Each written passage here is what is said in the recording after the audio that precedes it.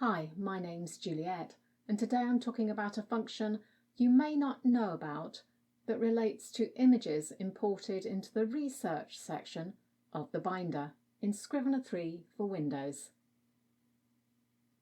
First, in case you don't know, you can drag an image straight into your Research folder in the binder, which becomes a separate document, the same as adding your cover image into Front Matter.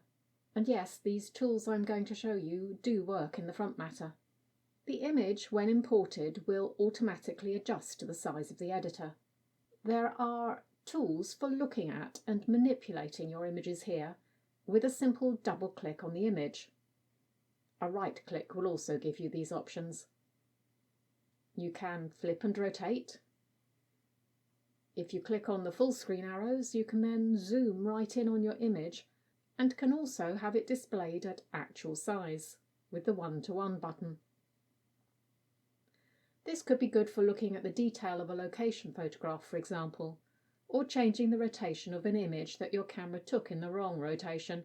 I'm sure we've all had that happen. If you're doing some research on images, you might well want to use these tools. Thanks for watching, and if you've subscribed, I'll see you again next time.